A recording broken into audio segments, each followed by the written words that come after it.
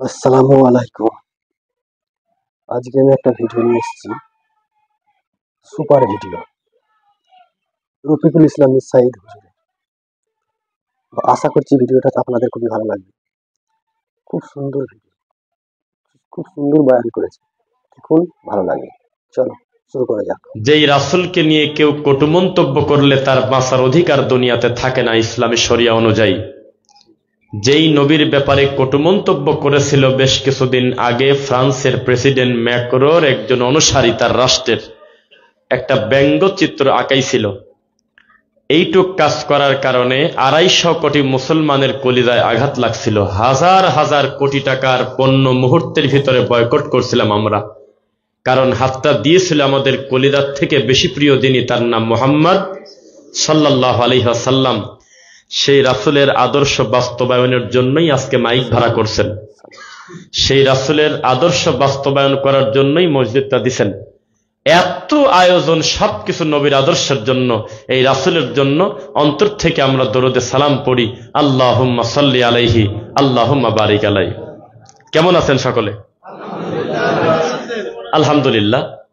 আমরা কেমন আছি এটা বিপরীত দিক থেকে খুব কম বলে, আপনারা বললেন, জাযাকাল্লাহু খাইরান। প্রথমে আপনাদের একটি বিষয় আমি জানাতে চাই, আমাদের এই দেশটা স্বাধীন দেশ। কি দেশ? আবার বলেন। এতই স্বাধীন যে মন মতো আল্লাহকেও সেজদা দেওয়া যায়, মরা মানুষের মাজারেও সেজদা দেওয়া যায়, খুব স্বাধীন। আমাদের এই দেশ এত স্বাধীন যে প্রকাশ্যে গাঁজাও খাওয়া যায়, আবার শরবতও খাওয়া যায়। আমাদের এই দেশটা এতটাই সুন্দর স্বাধীন পাইছি আমরা, যেই দেশে প্রকাশ্যে আল্লাহকে গালিও দেওয়া যায়, আবার শেষ রাত্রে উঠে তাহাজ্জুদ পড়া যায়, কেউ কাউকে কিছু বলে না। কেউ দৃশ্যমান আল্লাহকে নিয়ে, রাসূলকে নিয়ে কটু মন্তব্য করার পরেও যাদের হাতে আল্লাহ ক্ষমতা দিয়েছে তাদের সোপা ভাঙার, তারা কিছু বলে না, কারণ ফেব্রুয়ারিতে ভোট। একটা মেথরের ভোটের যে মূল্য, আমার ভোটের মূল্য একই। একটা মালায়নের ভোটের মূল্য যেমন, আমার ভোটের মূল্য হুবহু এক। সেজন্য ইচ্ছা করেই সামাজিক দায়িত্বশীলরা আল্লাহ দ্রোহী রাসূলের দুশমনদের ব্যাপারে কিছু বলে না, বলে সব আমার লোক, কারণ ফেব্রুয়ারিতে ভোট। তা আমরা একটা স্বাধীন দেশ পাইছি, কি বলেন? স্বাধীন মতো আল্লাহকে গালি দিবেন।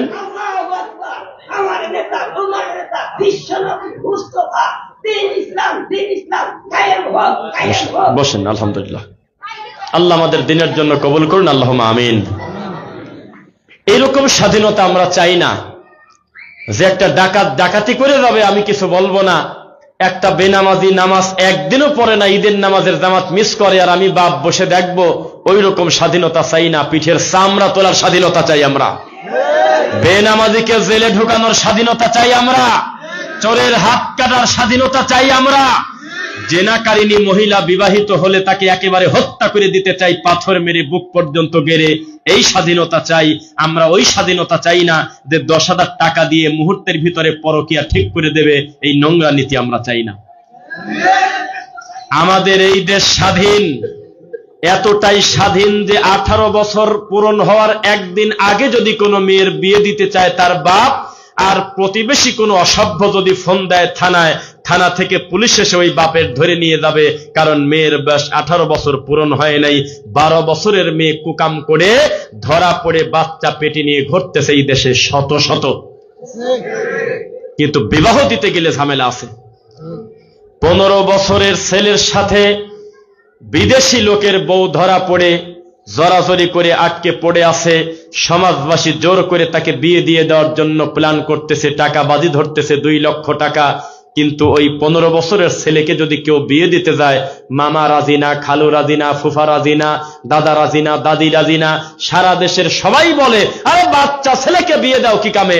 ওই বাচ্চা ছেলে যেই দিন থেকে কুকাম করে, কন্ডম না থাকলে প্রতি বছর একটা করে বাচ্চা পয়দা হইতো। কঠিন পরিস্থিতিতে আমরা আছি। এটা একটা আশ্চর্য দেশ, যেই দেশ 90 ভাগের উপরে নাকি মুসলমান আমরা বলি, সেই দেশে মহিলা বিয়ে করার জন্য রাস্তায় মিডিয়ায় নামছে কয়দিন আগে।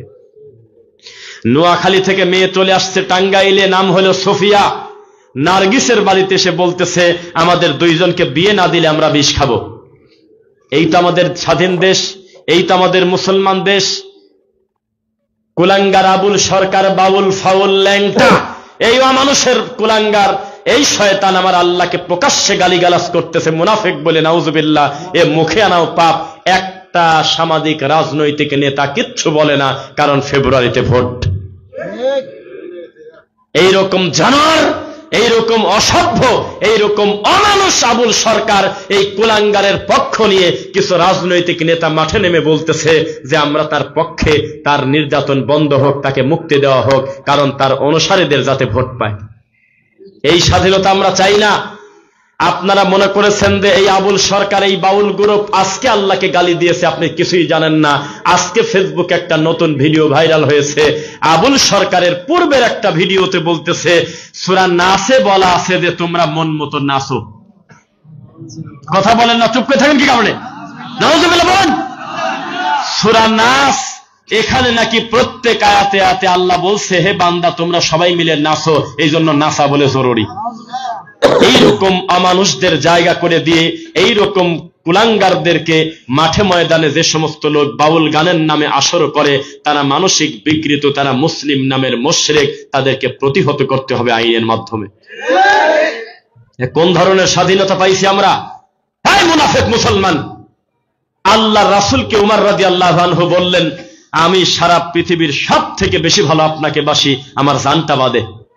রাসূল বললেন হলো না, ভাবি চিন্তে বলো, তোমার জানের থেকে বেশি প্রিয় যদি আমি না হই, পূর্ণাঙ্গ মুমিনের খাতায় তোমার নাম থাকার কথা না।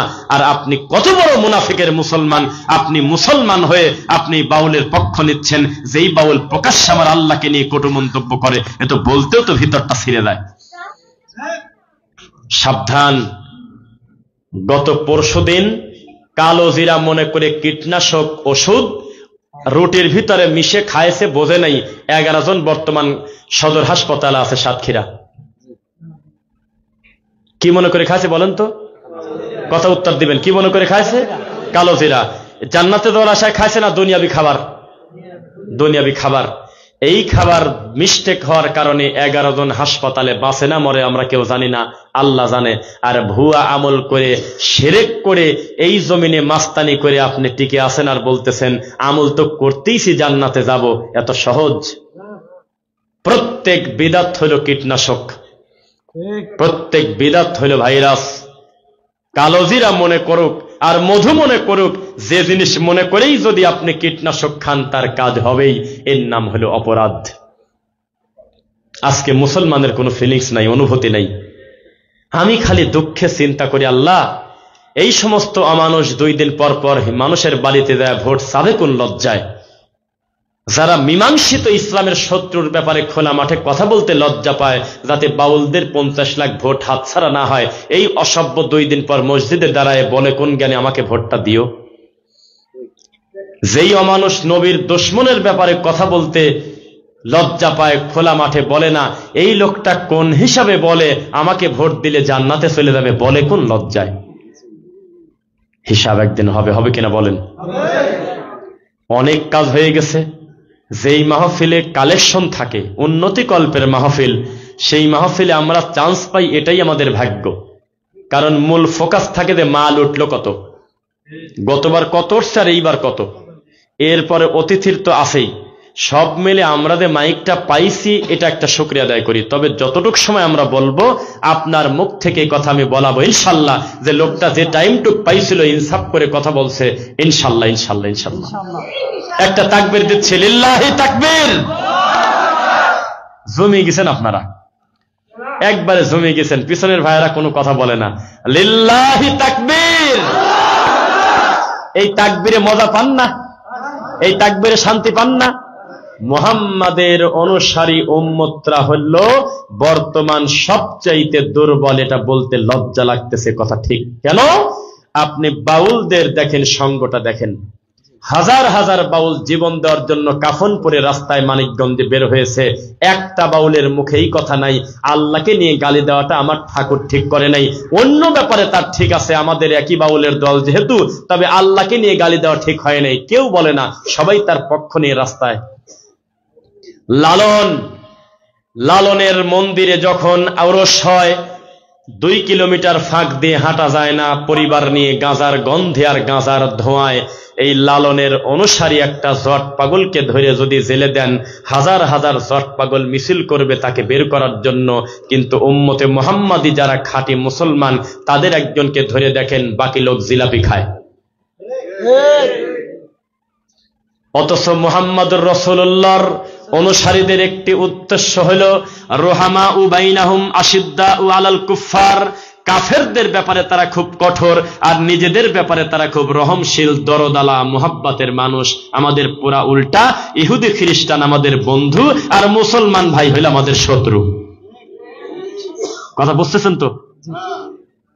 এখন তাই হয়নি, সব কিছু ইহুদি খ্রিস্টানের কিছু আমরা সমস্ত কিছু তাদের অনুকরণ করতেছি আর মুনাজাতে বলতেছি, আল্লাহ তুমি আমাদেরকে জান্নাতে দিও। লা তাত্তাখিযুল ইয়াহুদা ওয়ান নাসারা আউলিয়া, কোরআন মাজিদের ডাইরেক্ট ঘোষণা, খবরদার, ইহুদি খ্রিস্টান কিন্তু তোমার বন্ধুর জাত না, ওরা খুব খারাপ, ওদেরকে বন্ধুরূপে গ্রহণ করো না। বাদুহুম আউলিয়া ও বাদ, ওরা নিজেরা নিজেদের ভাই, তোমার ভাই না, ওরা তোমার মানি শত্রু, জানি শত্রু, ইসলামের শত্রু। ওরা যদি তোমার সাথে বন্ধুত্ব করে, তোমার দিন ধর্ম, তোমার চরিত্র ধ্বংস করেই ছাড়বে। মুসলমান, ইহুদি খ্রিস্টান যদি প্রথম দিনেই বলতো, ও টাঙ্গাইলের 12 পাখিয়া গ্রামবাসী, পূর্বপাড়াবাসী, তোমাদের বাড়ির প্রত্যেকটা মহিলাকে হাফ প্যান্ট পরায় বাড়ি থেকে বের করো, আমরা বোরকা তুলে নিলাম, এ কথা কেউ আপনারা মানতেন না। ওরা বোরকা তুলে দেবে না, তবে বোরকার ডিজাইনটা এমন ভাবে করবে, এমন ভাবে সাজাবে, ও পরার না পরা সেম। ওরা কখনো রাস্তাঘাটে ঘুরে ঘুরে বলবে না, হে মুসলমানের মেয়েরা, তোমরা যদি আগামী কাল থেকে যদি ঢোলাঢিলি পোশাক পরো, তোমাদেরকে চামড়া তুলে দেব, কোনো দিন তারা বলবে না। ওরা জানে মুসলমান এমন একটা জাতি, আমল আখলাক কম থাকলেও অন্য ব্যাপারে কিছুই করে না, কিন্তু চ্যালেঞ্জ করলে ওরা সামনে দাঁড়ায় যায়। যদি বলি বোরকা পরলে তোমাকে মারবো, এই কথা বললে ওরা বোরকা ছাড়বে না, বরং যারা পরে না ওরা নতুন করে আরো পরবে। কি করা যায়?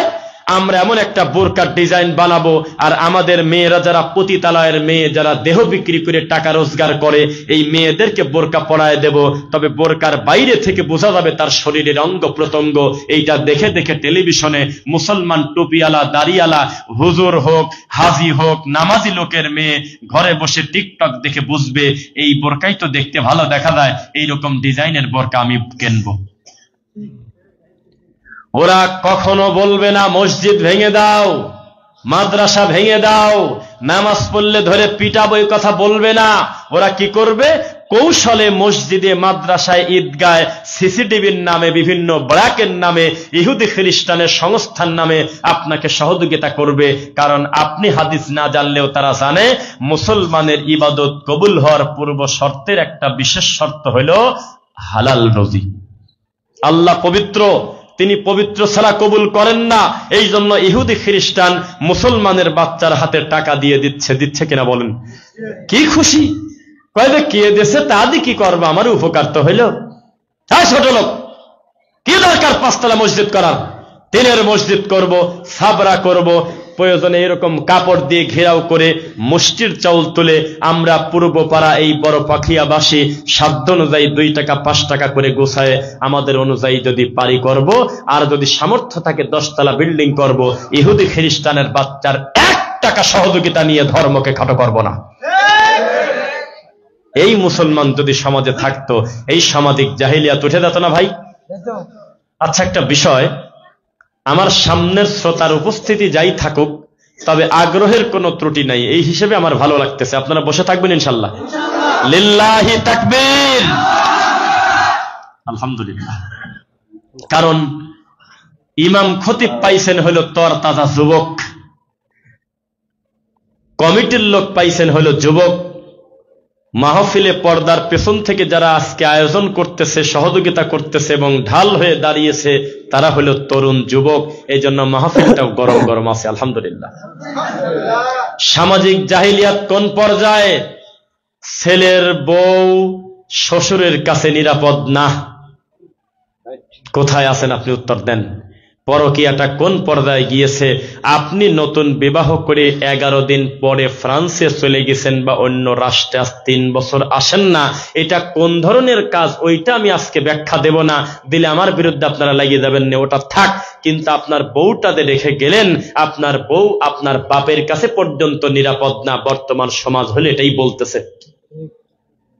আর যদি একবার আপনার কোনো ছোট ভাই এই বাড়িতে থাকে আর তার বয়স যদি 12 বছরের উপরে হয়, 15 বছর হয়, তাহলে নিশ্চিত জানেন, আল্লাহ তুমি ভালো জানো, অধিকাংশ ক্ষেত্রে আপনার স্ত্রীর সেকেন্ড হাজবেন্ড হলো সে। বর্তমান পাপ করা সহজ। মার্কেট করে চলে গেছে, ও ভাবি ডাকলেন নাকি? মাও দেখতেছে ওরা হলো ভাই বোনের মতো। কোন এক অসভ্য এক শয়তান বলছে বড় ভাবি বলে মায়ের মতো, বড় ভাবি মায়ের মতো।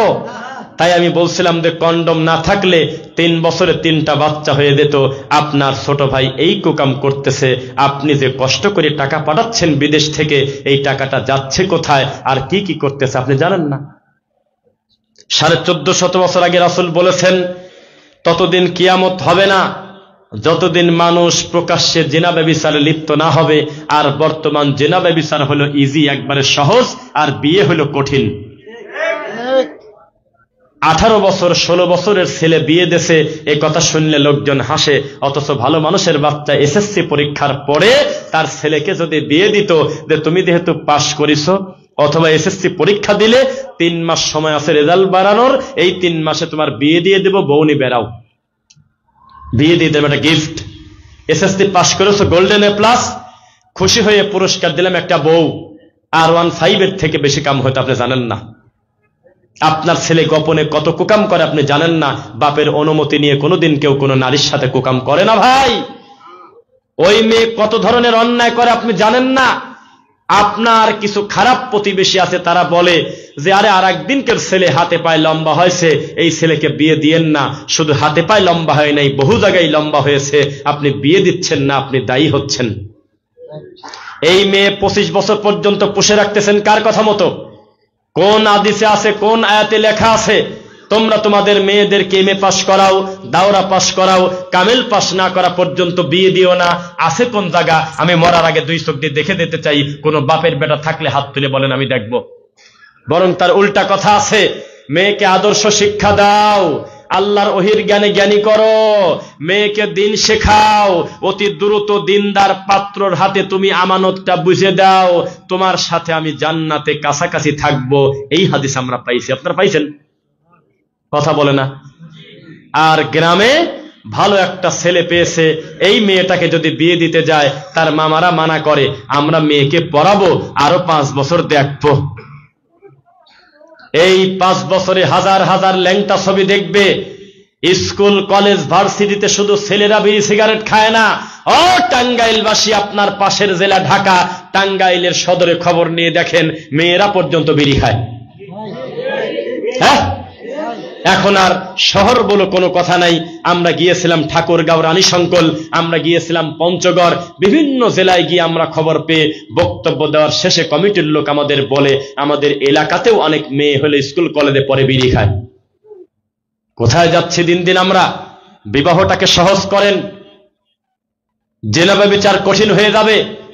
18 বছর বয়সে একটা ছেলে যদি একটা বউ পায়, ওর কিসের টাকা পাশের ঘরের ভাবির সাথে কুক করা? কোন দরকার আছে? এই রাস্তা আমরা খুলে দিয়েছি। 32 বছর বয়স হয়ে গেছে, ও মানুষ, ছোট লোক, মুনাফিকের বাচ্চা মুসলমান, 15 জন লোক আল্লাহ ওর মাধ্যমে রুজি দেয়, আর একটা মেয়ে বাড়িতে আনার আগে ভয় পাচ্ছে, কয় যে ও তো কামাই জানে না। তুই কামাই জানিস না? ছোট লোক, তুই কামাই জানিস না? তুই বল, যেই মানুষের হাত ধরে এতদিন 10টা লোক আমরা খানা খেয়েছি, আমার হাত দিয়ে আল্লাহ 11 নাম্বার রুজিও তিনি দিবেন। যেই মেয়ে আমার বাড়িতে বউ হয়ে আসবে, আমারটা খেতে আসবে না, তার বাজেট সে নিয়ে আসবে। হতে পারে সে আসার কারণে আমার রুজিতে আল্লাহ আরো বেশি বরকত দিয়ে দেবে। দিয়ে দে, কালকে বিয়ে দিয়ে দেবো ছেলের। খালি কি যুবকরাই ঠিক করছে না, মুরব্বীরাও ঠিক করছেন? মুরব্বীরা ঠিক বলে তো, ছেলে পেলে ঠিক বলে তো লাভ নেই। বাড়িতে যায় লজ্জা আপনাকে বলতে পারে না, আপনিও একটা বেশরম লোক। চাচির কাছে, দাদির কাছে, নানির কাছে কত কষ্ট করে বোঝায় বলে যে আব্বাকে একটু বোঝাও, আমি বিয়ে করব। এই কথা যখন আপনার কান পর্যন্ত আসছে, ছেলে একবার বলে ফেলছে বিয়ে করব, এরপরে যদি খুশি মনে বিয়ে না দেন, আপনি মানসিক রোগী, আপনি সুস্থ মানুষ না, ভালো মানুষ না।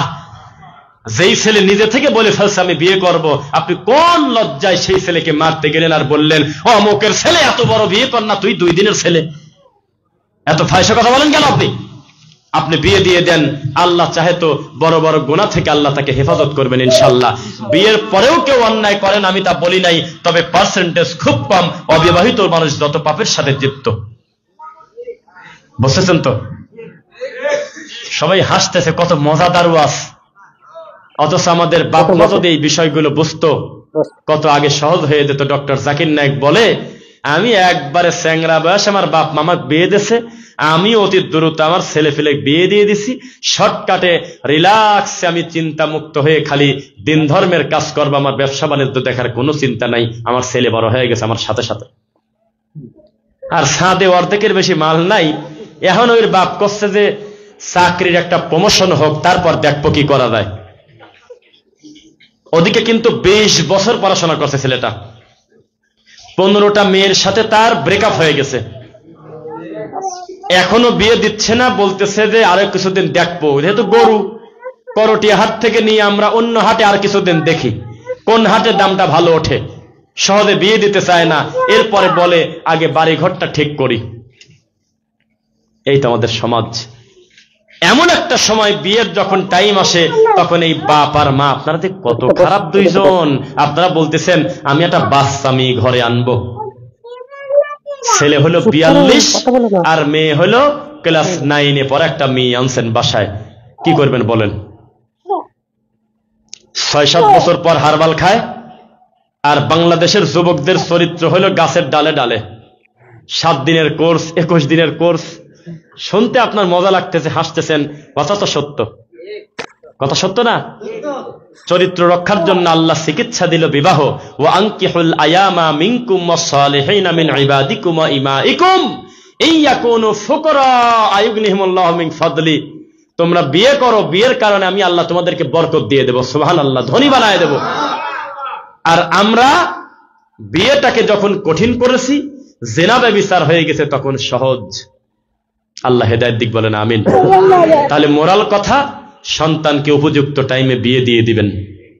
আপনি খুব ভালো বোঝেন উপযুক্ত টাইম কোনটা, দুনিয়ার সব বোঝেন, ছেলে বিয়ের হয়েছে এইটা বোঝেন না, মেয়েকে সৎ পাত্রে বিয়ে দিতে হবে এইটা বোঝেন না, আপনি একটা জাত মূর্খ ছাড়া কি বলবো বলেন? এটা থেকে সতর্ক থাকবেন ইনশাআল্লাহ।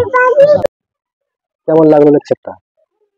এই ধরনের লেকচার পেতে, এই ধরনের ভিডিও পেতে চ্যানেলটাকে সাবস্ক্রাইব করুন, লাইক করুন, শেয়ার করুন।